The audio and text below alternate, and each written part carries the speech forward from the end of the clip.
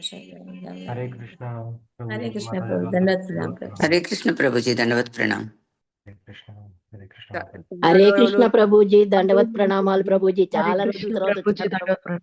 హరే కృష్ణ हरे हमारे कृष्ण प्रभु जी, दंडवत प्रणाम। हरे जो कृष्ण प्रभु जी, दंडवत प्रणाम। हरे कृष्ण प्रभु जी, दंडवत प्रणाम। दंडवत हरे प्रणाम। कृष्ण प्रभु जी, దండ ప్రణామాలు। ఈ రోజు हरे మనం పూజ దండవత్ हरे ప్రణామాలు. कृष्ण प्रभु जी, दंडवत प्रणाम प्रभु जी। हरे कृष्ण। हरे कृष्णा माता जी, दंडवत प्रणाम। చాలా సంతోషం. చాలా రోజుల తర్వాత మీ సాంగత్యం తీసుకోవడం నాకు కూడా చాలా సంతోషంగా ఉంది. మనము యథావిధిగా తరగతిని ప్రార్థనతో మొదలు పెట్టుకున్నాము. ఓం అజ్ఞానతిమిరాంధస్య జ్ఞానాంజనశలాకయా చక్షుర్మిలితం येन తస్మై శ్రీగురవే నమః.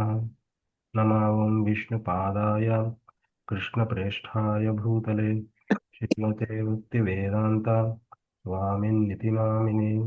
నమస్తే సారస్వతే దేవే గౌరవాణి ప్రచారిణే నిర్విశేష శూన్యవాది పాశ్చాత్యదేశతారిణే.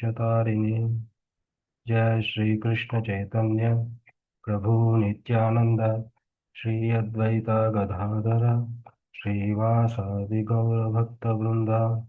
हरे कृष्णा कृष्ण कृष्ण हरे हरे, हरे राम राम राम हरे हरे. హరే కృష్ణ ప్రభుజీ దండవత్ ప్రణామాలండి. కృష్ణ ప్రభుజీ దండవత్ ప్రణామాలు ప్రభుజీ. హరే కృష్ణ. హరే కృష్ణ ప్రభు जी, దండవత్ ప్రణామాలు। दंडवत प्रणाम। నా వాయిస్ హరే మీకు కృష్ణ వినపడుతుందా ప్రభుజీ సరిగ్గా? దండవత్ ప్రణామాలు. నా వాయిస్ మీకు వినపడుతుందా సరిగ్గా? వినిపిస్తుంది ప్రభుజీ. హరే కృష్ణ. కొంచెం లో ఉంది ప్రభుజీ. కొంచెం లో ఉందా? ఓకే. హరే కృష్ణ. ఇప్పుడు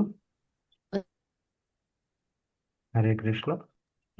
వినపడుతుంది ప్రభు, వినపడుతుంది। హరే కృష్ణ। అందరికీ సంక్రాంతి శుభాకాంక్షలు. మనము సంక్రాంతి కృష్ణ చైతన్య సంక్రాంతి శుభాకాంక్షలు.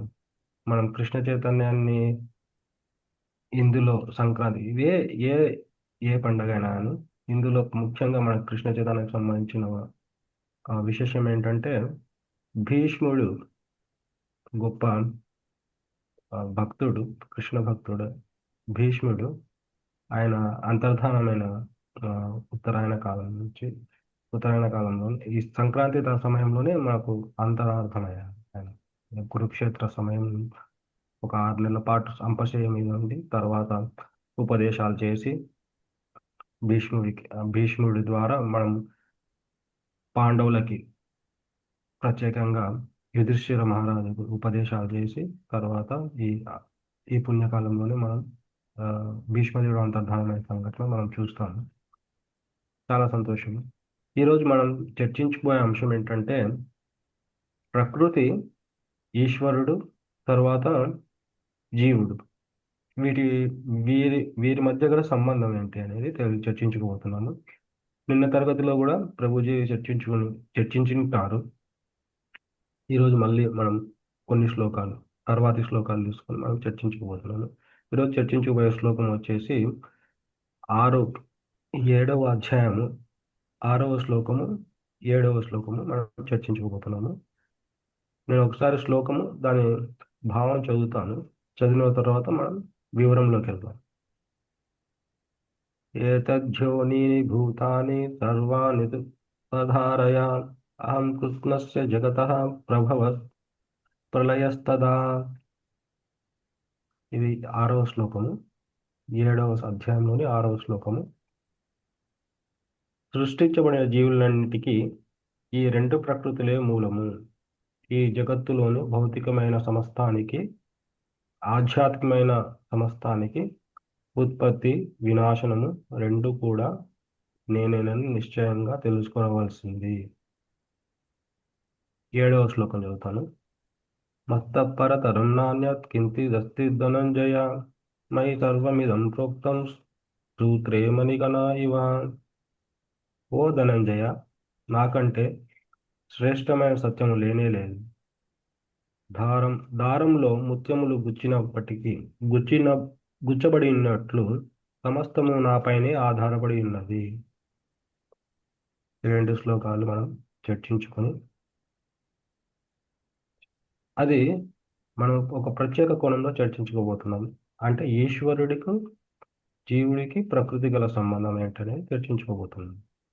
ఇందులో మనం ఈ భాషల్లో ప్రభుపాదుల వారు వివరించినటువంటిది, తర్వాత ప్రభుపాదుల వారు ఈ శ్లోకాల గురించి కొన్ని చోట్ల తన ఉపన్యాసాన్ని ఇచ్చారు. ఆ ఉపన్యాసంలోని ముఖ్యమైన అంశాలను క్రోడీకరించుకొని మనం ముందుకు వెళ్తాం. సరే, ఇది 6వ శ్లోకం చూద్దాము. సృష్టించబడిన జీవులన్నిటికీ ఈ 2 ప్రకృతులే మూలము. అంటే మనం సృష్టించబడిన జీవులు అంటే భూతాన్ని అంటే మనుషులమని కాదు, సర్వజీవులు అంటే పశుపక్షాదులు, మనకు 84 లక్షల జీవరాశులు అంటున్నారు. వాటన్నిటికీ ఈ 2 ప్రకృతులే మూలం. మరి జగత్తులో భౌతికమైన సమస్తానికి భౌతికమైనటువంటి ఈ భౌతికమైన మూలాలు, ఈ ఆధ్యాత్మికం మనకు ఏవైతే కనిపిస్తున్నాయో, భౌతిక జగత్తులో ఏవైతే కనిపిస్తున్నాయో ఆత్మ తప్ప మిగతావన్నీ భౌతికమే. అంటే మిగతావన్నీ భౌతిక మూలాల కిందకే వస్తాయి. అది వివిధ మిశ్రమాల్లో కలిసి ఉంటాయి. ప్రత్యేకంగా చెప్పాలంటే ఐదు పంచభూతాలతో మిళితమై ఉంటాయి. అవి వాటికి ఆధ్యాత్మిక సమస్తానికి ఆధ్యాత్మికం. ఈ భౌతిక జగత్తులో కూడా ఆధ్యాత్మికం అయితే ఉంది. ఆధ్యాత్మికం అంటే ఏంటంటే ఆధ్యాత్మిక పదార్థం ఏంటంటే మనలోని చైతన్యము, మనలోని ఆత్మ ఆధ్యాత్మికమైనది. వాటికి ఆధ్యాత్మికమైన వాటికి, భౌతికమైన వాటికి, ఈ ప్రపంచ జగత్తులో సమస్తం ఏదైతే మనకు కనిపిస్తుందో భౌతికమైనవి లేదా కనిపించకుండా ఉండే ఆధ్యాత్మికమైన వాటికి రెండింటికి కృష్ణుడే మూలమని మనం ఇక్కడ కృష్ణుడు చెప్తున్నాడు స్వయంగా. నేను నిశ్చయంగా తెలుసుకోవాల్సింది అని చెప్తున్నాను. ఇది మనం కొంచెం వివరంగా వెళ్దాం. ఇదేంటంటే ముందుగా మనము కృష్ణుడి యొక్క తత్వము, తర్వాత జీవుని యొక్క తత్వము, తర్వాత ప్రకృతి యొక్క తత్వం గురించి తెలుసుకుంటాం. తెలుసుకున్న తర్వాత అందులో సంబంధం గురించి, ఈ మూడిటి మధ్యలో ఉన్న సంబంధం గురించి తెలుసుకుంటాం. ఈ జీవుడు మనకందరికి తెలిసే ఉంటుంది. జీవుడు కృష్ణుడి యొక్క అంశం. ఇది భౌతికమైన జీవుడు అనేవాడు భౌతికమైన పదార్థం ఏం కాదు. ఇది ఆధ్యాత్మికమైన కృష్ణుడి యొక్క అంశ. కృష్ణుడు మన ఆధ్యాత్మికమైన అందరికీ తెలుసు. కృష్ణుడి యొక్క అంశ కృష్ణు నుంచి విడిపోయి భౌతికంగా నేను భోగించాలనే కోరికతో ఈ భౌతిక ప్రపంచానికి వచ్చి మనం భోగించాలనే వాంఛతో ఇక్కడికి వచ్చాం. అంటే ఆధ్యాత్మిక లోకంలో మనం ఆధ్యాత్మిక వాళ్ళమై ఉన్నాము. అంటే జీవుడు ఆధ్యాత్మికకు సంబంధించిన పదార్థము లేదా వ్యక్తి. తర్వాత ప్రకృతి చూద్దాం. ప్రకృతి కృష్ణుడి యొక్క శక్తి అనేకమైన శక్తి స్వరూపాలలో కృష్ణుడి యొక్క శక్తి భౌతికమైన శక్తి కూడా ఒకటి. ఈ భౌతికమైన శక్తి ఏంటంటే మనకి ఏదైతే ఈ కోరిక ఉందో, మనకు భోగించాలనే కోరిక ఉందో, ఆ కోరికను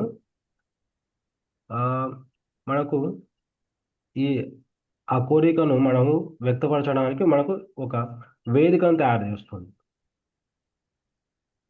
భౌతిక ప్రకృతి. తనకంటూ ఈ శక్తి స్వరూపాన్ని, భౌతికమైన ప్రకృతి యొక్క శక్తి తనకంటూ అది చైతన్యం లేదు. కేవలము ఏదో ఒక చైతన్యవంతమైన అంటే ఆధ్యాత్మికమైన అది కృష్ణుడు కానీ లేదా జీవతత్వానికి సంబంధించిన మనం కానీ దాన్ని చైతన్యపరుస్తాం. దానికంటూ ప్రత్యేకమైన చైతన్యం ఏం లేదు ఆ శక్తికి. అది భౌతికమైన.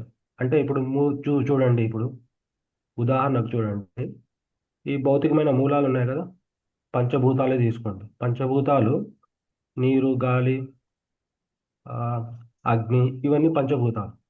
ఆ పంచభూతాలు శక్తి స్వరూపమే, కానీ అవి ఆ చలనానికి, ఆ చైతన్యానికి రావాలంటే ఇంకొక చైతన్యవంతమైన, అది జీవతత్వానికి సంబంధించిన జీవులు కానీ కృష్ణుడు కానీ దాన్ని వెనుకొండి నడిపించాల్సి ఉంటుంది. ఆ శక్తిని మనము కేవలం మనం నిమిత్త మాత్రం కాబట్టి, కృష్ణుడిలో చిన్న అంశలం కాబట్టి భౌతిక ప్రకృతిని మొత్తము మనం ప్రభావితం చేయగలేము. మనం ప్రభావితం చేయగలుగుతాం, మన శక్తి మేరకు ప్రభావితం చేయగలుగుతాము. ఆ శక్తి మేరకు ప్రభావితం ఏ మేరకైతే చేయగలుగుతామో ఆ మేరకు కష్టాలు వస్తూ ఉంటాయి. మనం అనుభవించాలని, ఆ భౌతిక ప్రకృతి ద్వారా మనం సంతోషంగా ఉండాలని మనం ప్రయత్నం చేస్తూ ఉంటాము. కానీ ఆ మేరకు ఏ మేరకైతే మనం భౌతిక ప్రకృతిని అనుభవించాలని, అంటే దాని ద్వారా సంతోషం పొందాలని అనుకుంటూ ఉంటాము, ఆ మేరకు కష్టాలు వస్తూనే ఉంటాయి. ఇది మరి కృష్ణుడు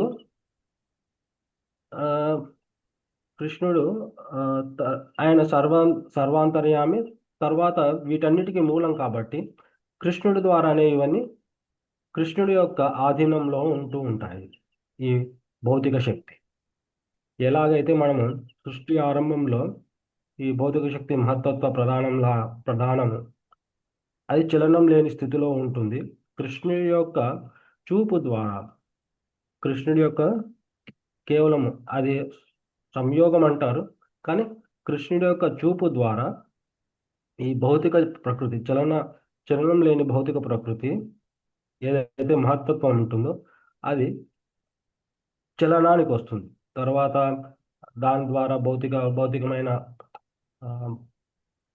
విషయాలు ఏర్పడటము, మనస్సు, ఇంద్రియార్థాలు ఇవన్నీ ఏర్పడటం జరుగుతుంది. అది ఒక వృత్తాంతం. అది మనం ఈ సమయంలో చర్చించుకునే అవసరం లేదు. కానీ ఏంటంటే మనకు ఈ భౌతిక ప్రకృతి వెనుకొండి ఎవరొకరు చైతన్యవంతమైన, అది సంపూర్ణ చైతన్యమైన కృష్ణుడు కానీ, లేదా చైతన్యవంతమైన మనం, కృష్ణుడి అంశాలమే కాబట్టి చైతన్యవంతమైన మనం ఆత్మ వెనుకొండి నడిపించాల్సి ఉంటుంది. ఎలాగైతే ప్రభుపాదులు వారు చెప్తూ ఉంటారు, ఒక వాహనం నడపాలంటే, వాహనము కదలాలంటే కేవలం వాహనం ఉంటే సరిపోదు, ఆ వాహనంలో డ్రైవర్ కూడా ఉండాలి అంటుంటారు.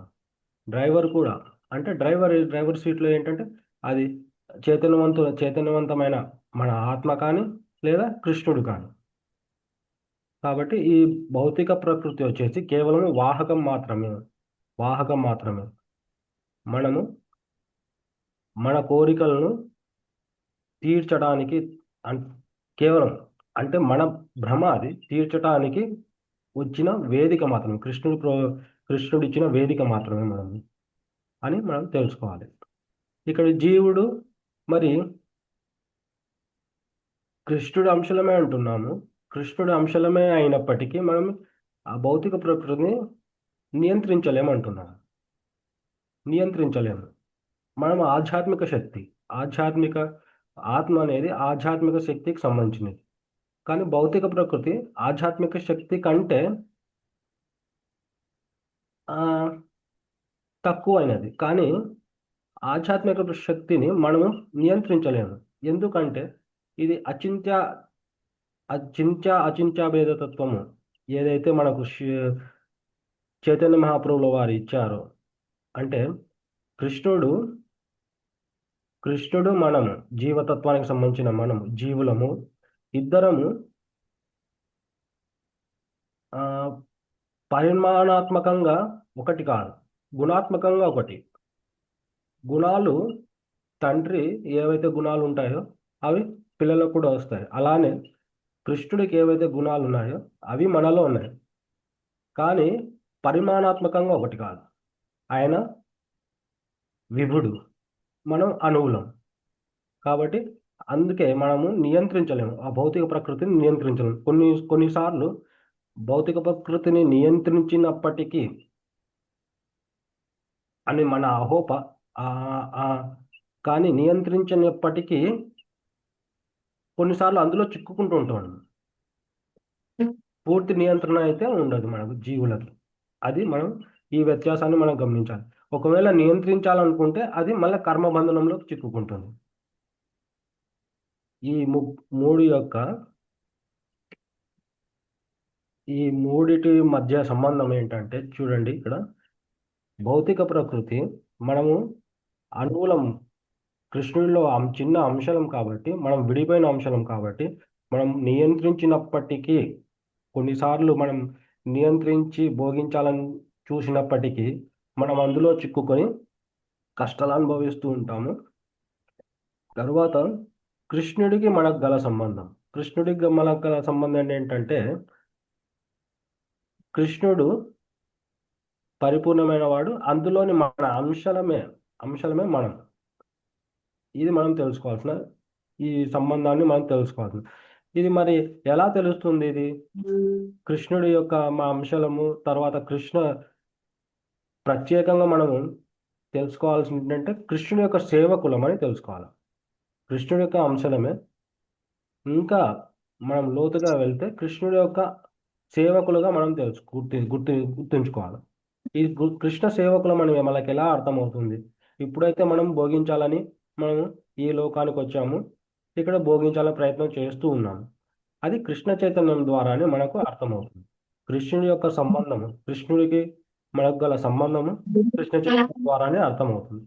అది ఆచార్యులు ఏదైతే అధీకృత ఆచార్యులు ఏవైతే మనకు శిల ప్రభుపాదుల వారు, తర్వాత పరంపరలో వచ్చిన ఆచార్యులు ఏవైతే నియమాలు ఇచ్చారో, ఏవైతే విధానం ఇచ్చారో, ఆ విధానాన్ని అనుసరిస్తే మనకు జీవునికి తర్వాత కృష్ణుడికి ఉన్న సంబంధం మనకు అర్థమవుతుంది. ఆయన్ను తిరిగి మనం చేరుకోగలుగుతాము. తర్వాత కృష్ణుడికి ఈ భౌతిక ప్రకృతికి ఏంటి సంబంధం? కృష్ణుడికి భౌతిక ప్రకృతికి చూడండి, కృష్ణుడి యొక్క వివిధ శక్తులలో ఈ భౌతిక శక్తి కూడా ఒకటి. మనం ప్రధానంగా 2 వర్గాలుగా మనం విభజించుకోవచ్చు. భౌతిక శక్తి ఒకటి, ఆధ్యాత్మిక శక్తి. ఆధ్యాత్మిక శక్తి మనము యోగమాయ అంటాము. తర్వాత భౌతిక శక్తిని మనం మహామాయ అంటాం. అంటే ఈ ఆహ్లాదిని శక్తి కూడా అనవచ్చు మనము. ఏది ఆధ్యాత్మిక శక్తిని, ఏదైతే రాధారాణి మనకు అధికృతంగా ఈ యోగమాయ లేదా ఈ ఆహ్లాదిని శక్తికి అధికృతము, ఈ మహామాయ కూడా కృష్ణుడి యొక్క శక్తులు, విభిన్న శక్తులలో ఒక శక్తి. దీని యొక్క కార్యం ఏంటంటే ఏవైతే జీవులు కృష్ణుడికి సంబంధం లేకుండా మనం భోగించాలనే ఆశ కలిగిన జీవులకి ఇదొక వేదిక లాగా పనిచేస్తుంది. మళ్ళీ పరివర్తన చెందడానికి ఇదొక అవకాశం లాగా పనిచేస్తుంది ఈ శక్తి. ఈ శక్తి చాలా కఠినమైనది. మమ్మాయ దురతయ అంటే ఇది శక్తిని ఒకవేళ మనము దాటాలనుకున్నా కానీ ఇది చాలా కష్టము.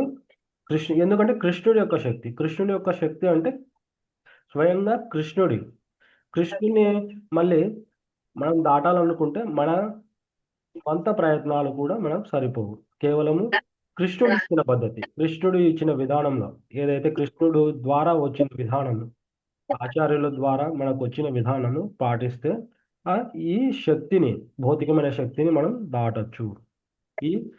ఈ మూడిట్లో గల సంబంధాన్ని మనం తెలుసుకున్నాము. ఈసారి భాష్యం కూడా కొంచెం చదువుతాను. చదివిన తర్వాత అందులోని మనం తెలుసుకుందాం. శారదా మాతాజీని మ్యూట్ లో పెట్టుకోమనండి.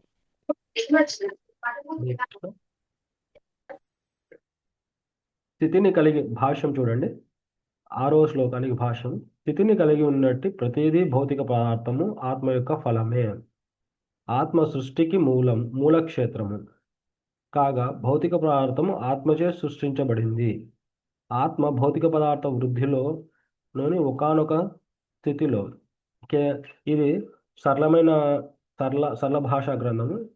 కొన్ని గ్రంథాల్లో కొంచెము వివరణ లేదా భాషా ప్రయోగం కొంచెం వ్యత్యాసం ఉంటుంది, కానీ వింటూ ఉన్నాము. ఆత్మ భౌతిక పదార్థ వృద్ధిలోని ఒకానొక స్థితిలో సృష్టించబడలేదు. పైగా భౌతిక జగత్తు కేవలం ఆధ్యాత్మిక శక్తి ఆధారం పైననే ప్రకటమైంది. మనం ఆ, వివరించుకున్నట్లు ఈ భౌతిక జగత్తు చలనం భౌతిక జగత్తులో ఈ పంచభూతాలు లేక భౌతికమైన ఈ ఆ, భౌతికమైన వాటి అన్నిటికీ చలనము లేదా చైతన్యం రావాలంటే దాని వెనుక ఈ ఆధ్యాత్మిక శక్తి యొక్క ఆధారమే కావాల్సి ఉంటుంది. అదే ఇక్కడ పరాశక్తి అంటే ఆత్మ ఉన్న కారణంగానే ఆ, పరాశక్తి అంటే ఆత్మ ఉన్న కారణంగానే పిల్లవాడు క్రమంగా యవ్వనంలోకి తర్వాత పెద్ద మనిషిగా పెరుగుతాడు. అదేవిధంగా పరమాత్ముడైన విష్ణువు సన్నిధి కారణంగానే సమస్త బ్రహ్మాండము వృద్ధి చెందింది. మనము ఇంతకుముందు వివరించుకున్నట్లు ఎలాగైతే మనము లోపల ఉన్న ఆత్మ ఈ భౌతిక ప్రకృతికి చలనం ఇస్తుందో, అంటే మన దేహానికి చలనం ఇచ్చి మన దేహము మార్పు చెందడానికి సహకరిస్తుందో, అలానే ఆత్మ లేనప్పుడు ఆధ్యాత్మిక శక్తి అంటే ఆధ్యాత్మిక శక్తి ఈ ప్రభావంలో ఆధారం లేనప్పుడు ఈ భౌతికమైన మూలకాలు భౌతికమైన పదార్థము వృద్ధి చెందడానికి అవకాశం ఉండదు. దీనికి నిశ్చలనము ఈ అచలనం అన్నమాట.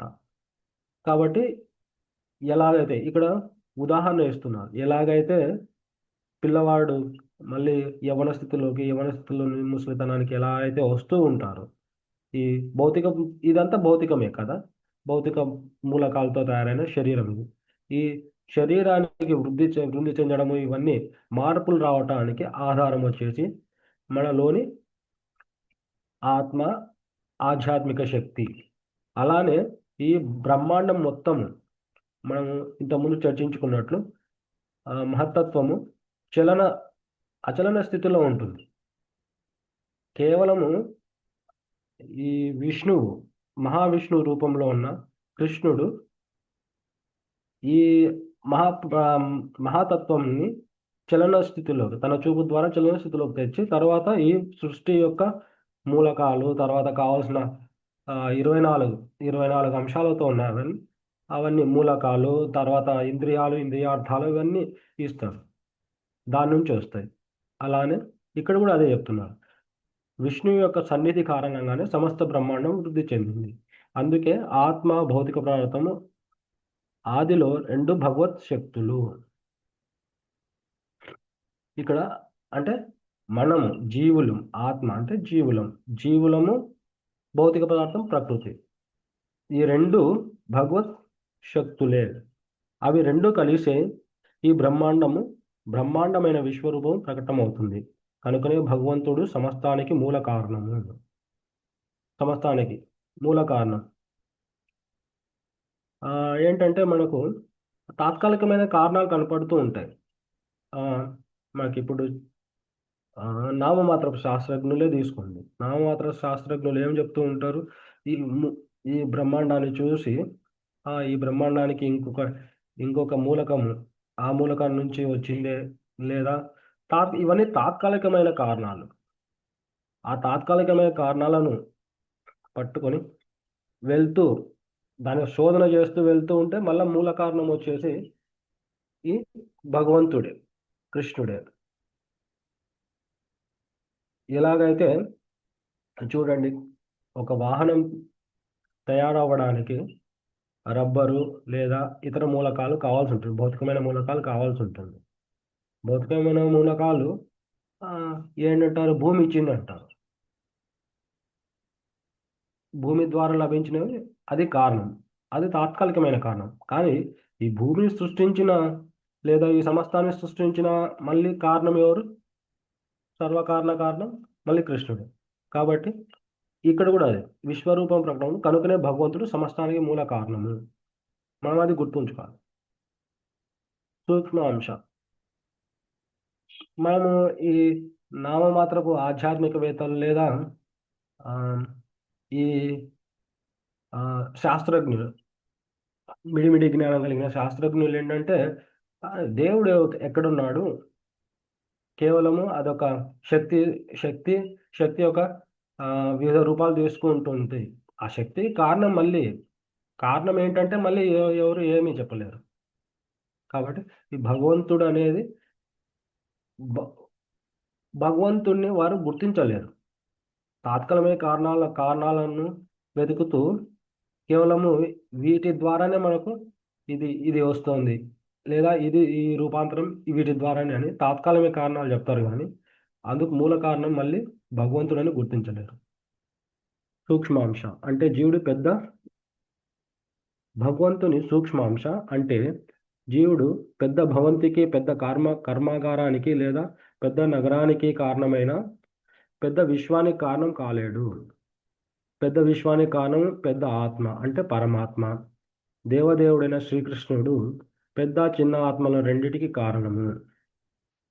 ఇక్కడ చూడండి, మనము కొన్నిసార్లు మనము నియంత్రించి ఈ భౌతిక ప్రకృతిని నియంత్రించి మనకు కావాల్సిన రీతిలో రూపాంతరం చెందినప్పటికీ మనం భవంతి కట్టాలంటే ఇవన్నీ మూలకాలు మనకు నియంత్రించాల్సి ఉంటుంది. భవంతి కట్టడానికి లేదా నగరాన్ని కట్టడానికి ఇక్కడ ఉదాహరణ ఇచ్చారు. కానీ ఈ బ్రహ్మాండాన్ని ఇది కేవలము పరిమితమైన నియంత్రణ మాత్రమే. భౌతిక ప్రకృతి మీద పరిమితమైన నియంత్రణ మాత్రమే. కానీ సర్వ నియంత్రకుడు, పరమ నియంత్రకుడు ఎవరు? మళ్ళీ భగవంతుడే అని ఇక్కడ మనకి భాష్యంలో చెప్తూ వచ్చారు. అందుకే అతడే సర్వకారణాలకు అధికారణము. నిత్యానం చేతనశ్చేతనానం అని కఠోపనిషత్తు ఇది ధృవపరచబడింది. ఈ శ్లోకం ద్వారా మనం 6వ శ్లోకం ద్వారా మనం ఏంటి తెలుసుకోవాలంటే, మనము పరిమితమైన వారము. ఆధ్యాత్మిక శక్తి అయినప్పటికీ, ఆత్మ ఆధ్యాత్మిక శక్తి అయినప్పటికీ, కృష్ణుని యొక్క అంశాలైనప్పటికీ పరిమితమైన శక్తి కలవారము. పరిమితమైన నియంత్రణ ఉంటుంది మనకు ఆ భౌతిక ప్రకృతి మీద. కృష్ణుడు మాత్రమే, కృష్ణుడు పరమాత్మ, కృష్ణుడు పరమ నియంత్రకుడు కాబట్టి ఆయనకు భౌతిక శక్తి ఆయనలోని అంశ అయినప్పటికీ మనం కూడా అంశలమే. కానీ మనకు భౌతిక ప్రకృతి మీద పరిమిత నియంత్రణ ఉంటుంది, ఆయనకు అపరిమిత నియంత్రణ ఉంటుంది. ఇది భౌతిక ప్రకృతి ఎందుకు మనకు అవకాశంగా ఇవ్వబడింది అంటే, ఈ భౌతిక ప్రకృతి ద్వారా మనము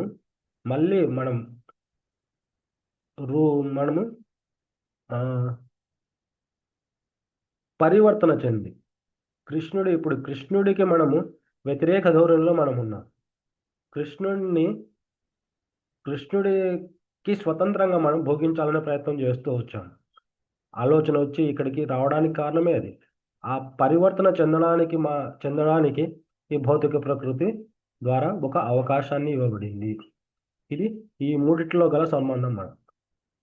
మరి మనం చెప్పుకున్నట్లు ఇంకోసారి మనం చెప్పుకున్నట్లు ఈ మనము అర్థం చేసుకోవాలి, మనం నియంత్రకులం కాదు, పరిమితమైన నియంత్రణ కలిగిన వారము. ఎలా అయితే మనము నియంత్రించాలనుకుంటూ ఉంటామో అంత మేరకు కష్టాలు వస్తూనే ఉంటాయి. కాబట్టి ఇది మనం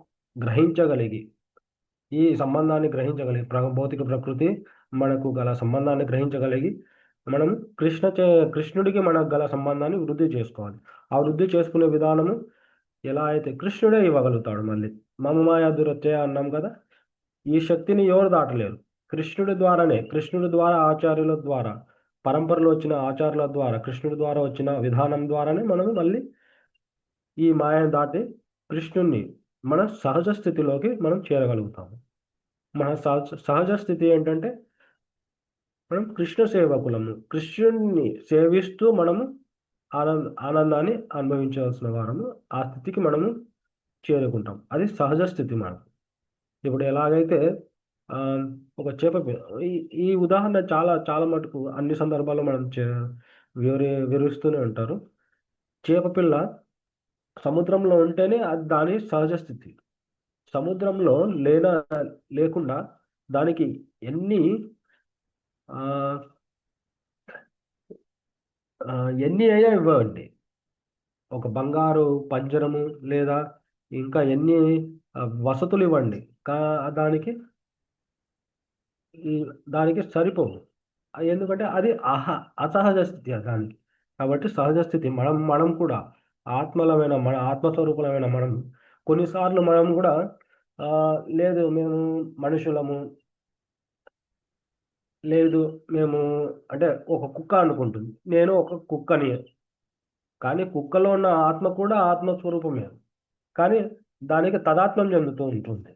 నేను కుక్కని, నేను ఒక పిల్లిని, నేను ఒక మనిషిని. ఇవన్నీ ఉపాధులు మాత్రమే, భౌతికమైన ఉపాధులు మాత్రమే. మనము గ్రహించగలగాలి మనం ఆత్మస్వరూపులను. మనం ఏంటంటే ఇక్కడ ఈ ఉపాధులను పెట్టుకొని మనము తాదాత్మ్యం చెందుతూ మనము, అది కూడా కృష్ణుడి యొక్క భౌతిక శక్తి యొక్క పనిమ. ఎందుకంటే చూడండి, ఇప్పుడు ఒక పంది, నేను పందిని నేను ఆత్మస్వరూపం అన్నప్పుడు అని దాని జ్ఞానం వచ్చినప్పుడు అది పంది శరీరంలో ఉండలేదు. ఎందుకంటే ఆ చుట్టూ ఉన్న వాతావరణము దానికి చైతన్యం ఉంటుంది కాబట్టి దానికి సరిపోదు. కాబట్టి భౌతిక ప్రకృతి ఏంటంటే దాన్ని ఆ ఆత్మను మరుగుపరిచి, ఆత్మ చైతన్యాన్ని మరుగుపరిచి ఆ శరీరంతో తాదాత్మ్యం చెందడానికి ప్రయత్నం చేస్తూ ఉంటుంది. కాబట్టి మనము ఈ శరీరంతో మనము సంబంధం లేదు, మనం ఆత్మస్వరూపులం అని మనం గ్రహించగలగాలి. కేవలం మనం తెలుసుకోవడం మాత్రమే కాదు, పూర్తిగా సంపూర్ణంగా మనం గ్రహించడానికి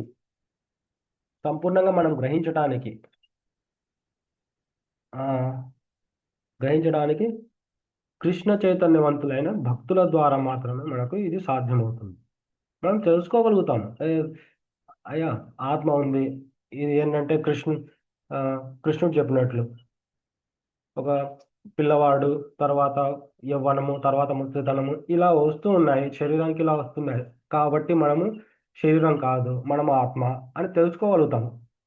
కానీ ఇది ఎప్పుడు మనకు పూర్తి అవగాహన, పూర్తి ధ్యాస, పూర్తి అవగాహన వస్తుందంటే దీని మీద కేవలము కృష్ణ భక్తులైన వారి ద్వారా కృష్ణుడి యొక్క సేవ చేస్తే ఇది మనం పూర్తిగా మనం అవగాహనకి వస్తుంది.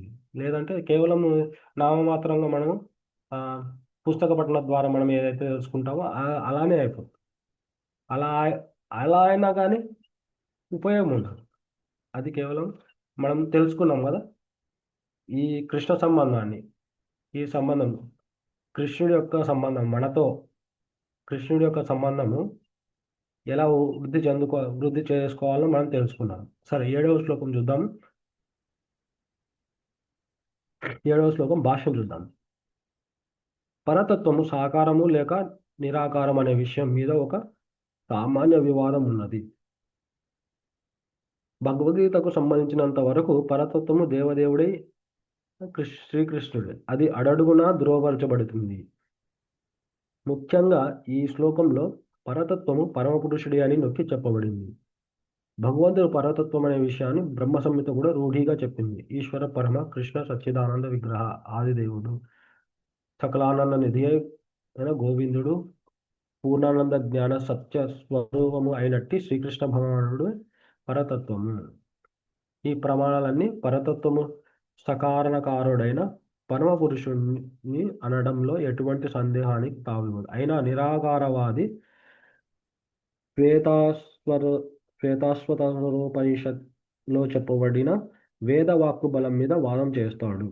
అతో ఎదుత్తరం తదరూపమనయమం. విశ్వంలో తొలి జీవుడైన బ్రహ్మదేవుడు భౌతిక జగత్తులోని దేవతలు, మానవులు, జంతువులలో మహోన్నతునిగా తెలియబడ్డాడు. కానీ బ్రహ్మదేవుడి అతీతంగా భౌతిక రూపము లేనట్టివాడు, సమస్త భౌతిక కల్మషాలకు దూరుడు అయిన పరమపురుషుడు ఉన్నాడు. అతన్ని ఎరిగిన వాడు ఎవడైనా కూడా దివ్యుడవుతాడు. కానీ అతన్ని ఎరుగని వారు భౌతిక జగత్తు క్లేశాలను అనుభవిస్తారు. ఇక్కడ ఈ భాషల్లో సకారము నిరాకారము అని ఈ రెండింటి మధ్య మళ్ళీ భేదం ఇస్తూ భగవంతుడు సకారము అనే దానికి ఉదాహరణలు ఇస్తూ వచ్చారు. కొందరు చెప్తూ ఉంటారు నిరాకారవాదులు, ఆధ్యాత్మికవాదులు అయినప్పటికీ నిరాకారవాదులు. వారేంటంటే ఈ జగత్తుకు ఆధారము కేవలము నిరాకారమైన ఒక బ్రహ్మజ్యోతి లేదా ఒక వెలుగు అని వాళ్ళు చెప్తూ ఉంటారు. మనము ఇక్కడ ఏంటంటే సకారము, భగవంతుడు సకారము అనే దానికి ఇక్కడ చాలా ఉదాహరణలు ఇస్తూ వచ్చారు. బ్రహ్మ సంహితలో కానీ ఆదిదేవుడు ఎవరు, తర్వాత ఆయన సకారుడా నిరాకారుడా. నిరాకారం మనం 3 విధాల్లో మనము భగవంతుణ్ణి అర్థం చేసుకునే విధానాలు ఉన్నాయి. అందులో పరమాత్మ రూపము, తర్వాత భగవంతుని రూపము, తర్వాత నిరాకార బ్రహ్మజ్యోతి రూపము. ఈ 3 రకాల విధానాల్లో అత్యుత్తమైన విధానము భగవంతుని సకారము. భగవంతునికి రూపం ఉంది, ఆ రూపంలోనే మనము అర్థం చేసుకోవాలి. అది అత్యున్నతమైనది. భగవంతుని యొక్క వీరు ఏంటంటే నిరాకారవాదులు. బ్రహ్మజ్యోతి యొక్క నిరాకారాన్ని చూసి నిరాకారమే మూలము అని వాదిస్తూ ఉంటారు. ఇక్కడ ఒక వేదంలో చెప్పబడిన కొన్ని శ్లోకాలను తీసుకొని వాదిస్తూ ఉంటారు. భగవంతుడికి ఆకారం ఉండదు, భగవంతుడు కేవలం నిరాకారం అని. కాబట్టి ఈ నిరాకారానికి మూలం కూడా భగవంతుడి సాకారమే, భగవంతుడే. ఆయన ఒక వ్యక్తి.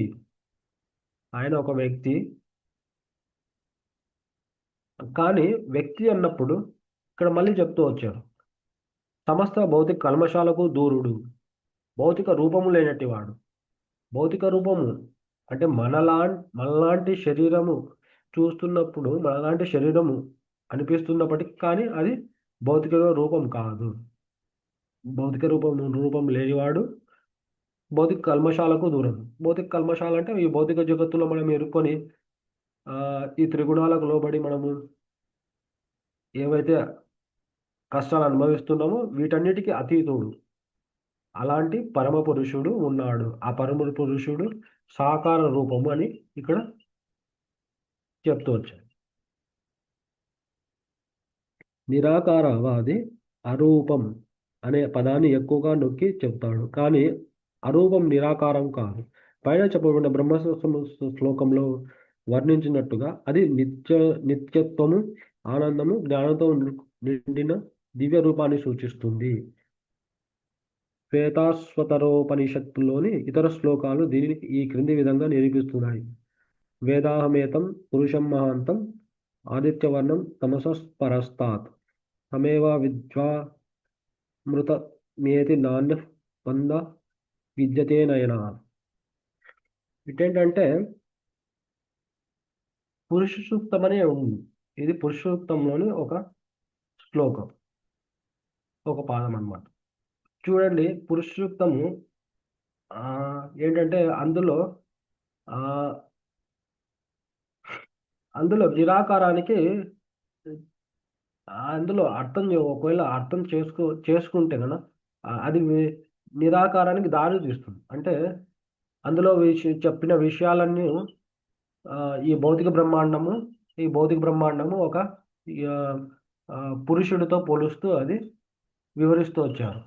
కానీ వేదాలకి భాష్యమైనటువంటి శ్రీమద్ భాగవతంలో భగవంతుడు సకారుడు అనే అత్యున్నతమైన విషయాన్ని మనకి ఇక్కడ చెప్పడం జరిగింది. సమస్త అంధకారము భౌతిక భావనలకు అతీతుడైన భగవంతుడు నాకు తెలుసు.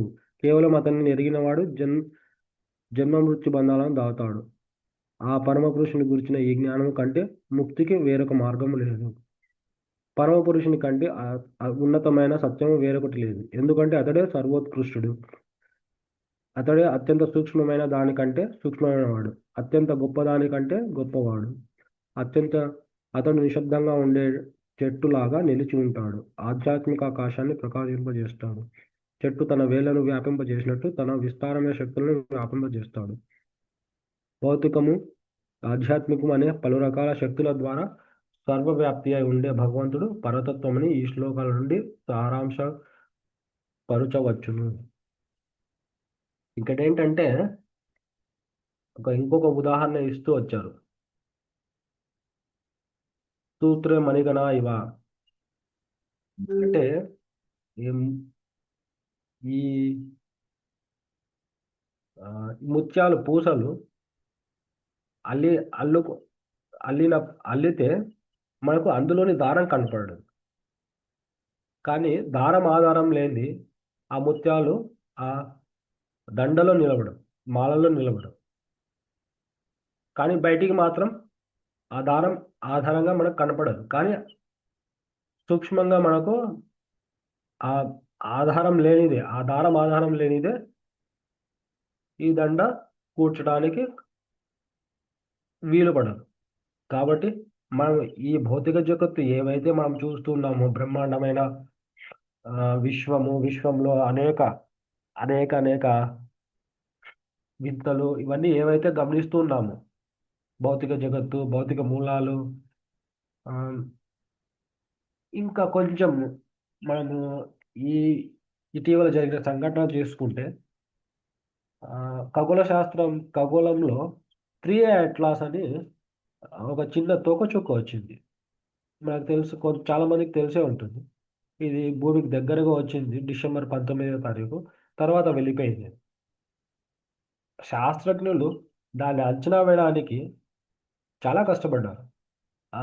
అది అంచనాల ప్రకారం, ఇంచుమించు అంచనాల ప్రకారం ఏంటంటే అది తన ప్రయాణాన్ని మొదలుపెట్టే 15 బిలియన్ సంవత్సరాలు అంట. 15 బిలియన్ల సంవత్సరాలు.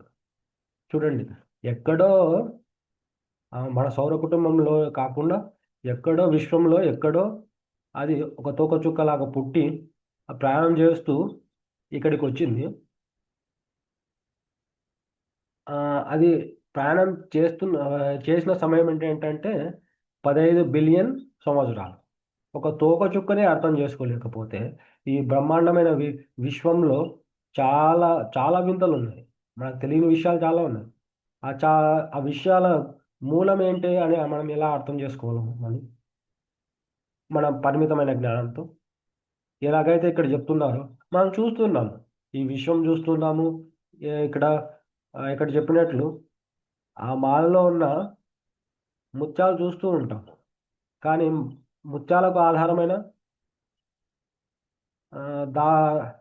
దారం మనకు కనిపించదు.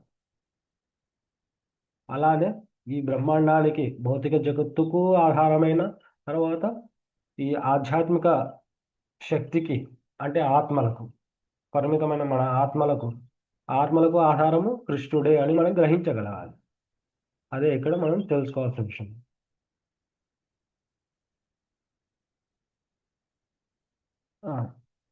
అది ఈరోజు మనం మరి ఎలా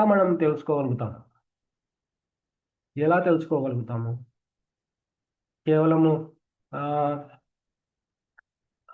పుస్తక పఠనం ద్వారా తెలుసుకోగలుగుతామా? అనుభవపూర్వకంగా తెలుసుకోవాలి. పుస్తక పఠనం ద్వారా తెలుసుకోగలుగుతాము, నియమిత జ్ఞానాన్ని తెలుసుకోగలుగుతాము.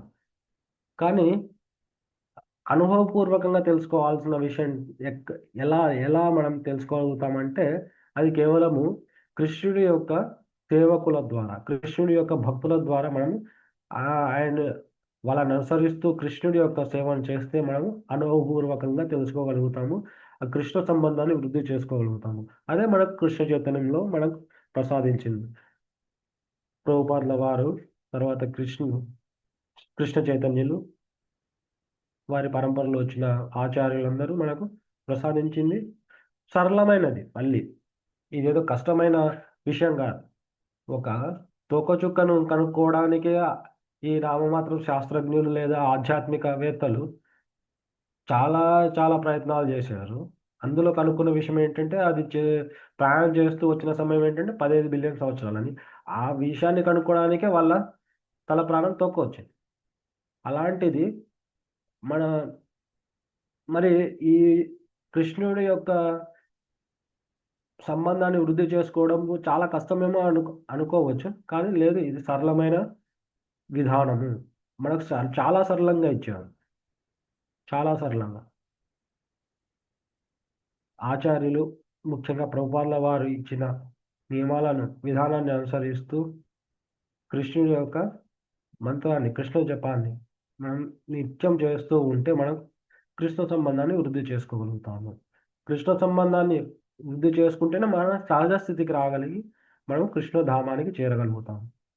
అది ఈరోజు ఈ ఈశ్వరుడు, ఈశ్వరుడైన కృష్ణుడు, జీవులైన మనము, తర్వాత యొక్క భౌతిక ప్రకృతి, అంటే భౌతిక శక్తి అయిన భౌతిక ప్రకృతి, ఈ భౌతిక ప్రకృతి యొక్క మధ్యలో ఉన్న సంబంధము మనం కృష్ణుని యొక్క సంబంధాన్ని ఎలా వృద్ధి చేసుకోగలుగుతాము అనే విషయాన్ని ఇంతటితో ముగిస్తున్నాం.